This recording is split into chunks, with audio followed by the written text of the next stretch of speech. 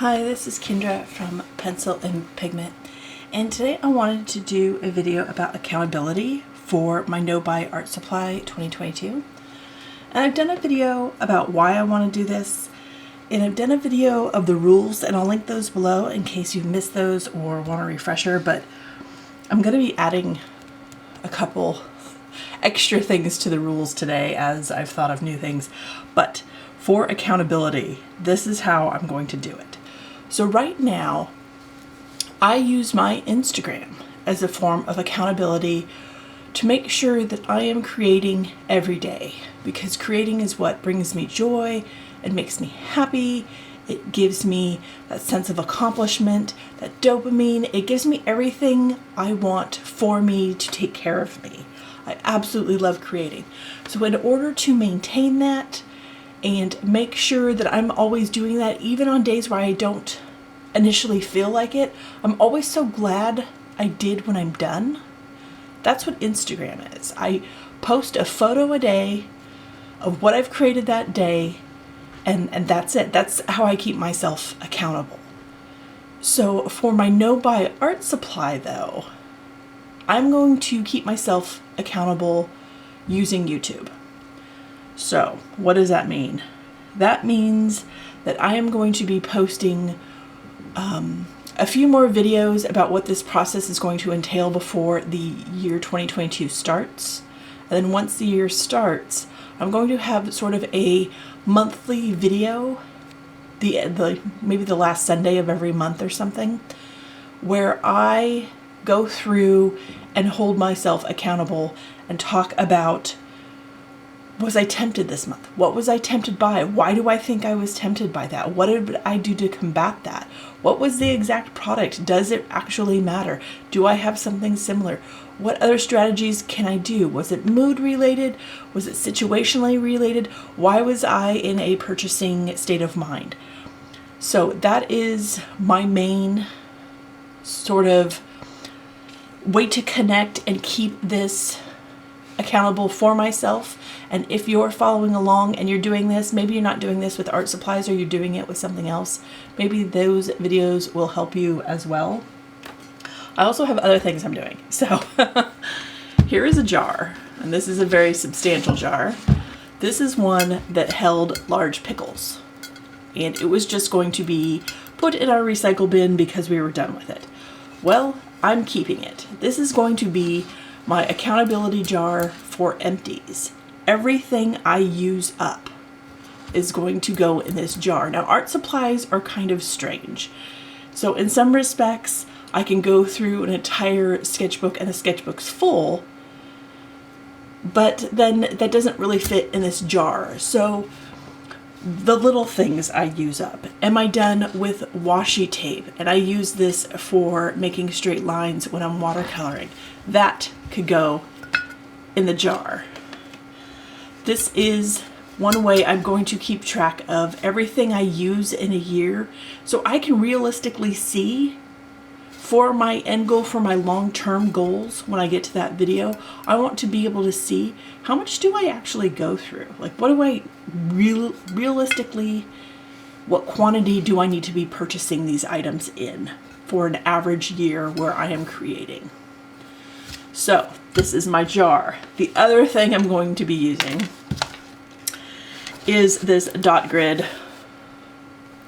book, and this one is Archer and Olive, and I am going to be using this for keeping track of everything I would have bought had I not done a no buy year, the price, so how much money is this saving me by not purchasing that, and what I'm using instead. So how am I actually getting more creative? What am I replacing that with? So these are sort of the items. YouTube is the platform I'm going to do it on. I plan on decluttering art supplies I don't use because it's a waste, and I would rather donate it to creators that will be using it. Let's see. Yeah, I just want to be able to check in and have all this in a place so I can see with myself, with what I've saved and what I've written down, like, I know that discounted paper is a huge trigger for me, especially when it comes to drawing paper. But I'm willing to guess that maybe if I start and create a mood tracker, my mood might have more than I think with why I purchase. And, you know, it could just be boredom scrolling or something. But these are the methods I'm going to use to keep myself accountable. And so I don't know, because some portions of this, you're not going to be able to be there with me. Like, you're not with me every single evening when I'm up late and I'm drawing and I'm, you know, I have my personal time for creating.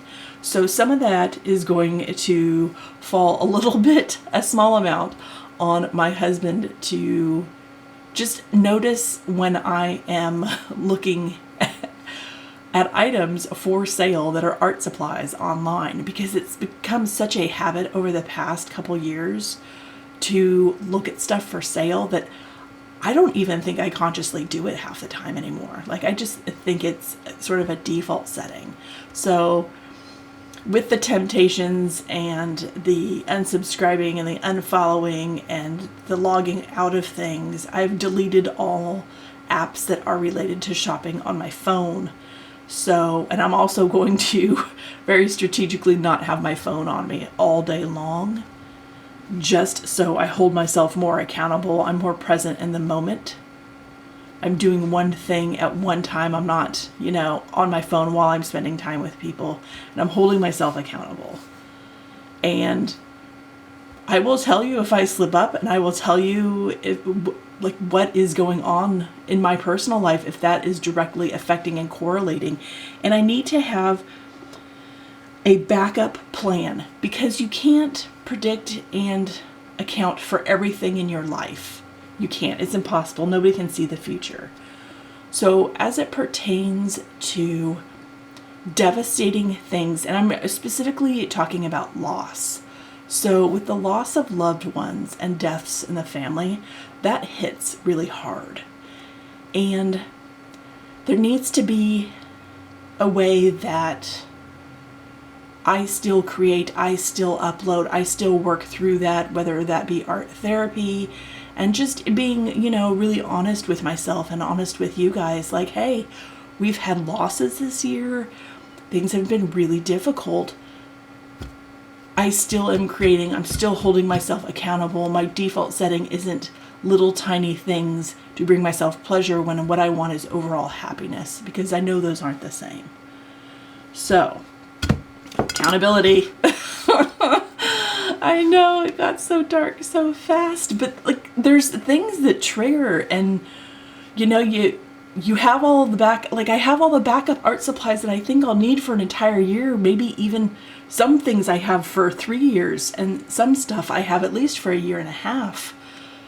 But then, you know, you can't predict what's going to happen in your life. So I can't let my mood totally disrupt my long-term goal for my no-buy. Now, for additional rules. And these are kind of just like little amendments too. So for the no borrowing, number 3,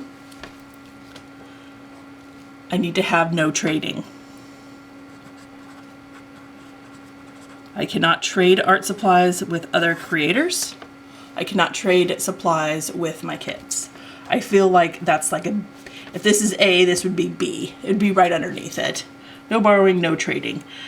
The replacing, number 4, no replacing shopping with other shopping. This is going to sound harsh. No charities. I can justify spending any amount of money when I know it's going to a charity. We donate monthly to charities as it is. We won't be taking on, we do 2 every month. It's the same 2. We will not be adding to that for our no-buy. We will not be suddenly just going crazy because we have, you know, $500 to $800 extra dollars that I would have spent on art supplies. So, the no replacing and no charities. We have 2, that's it. So those are the extra amendments to the rules.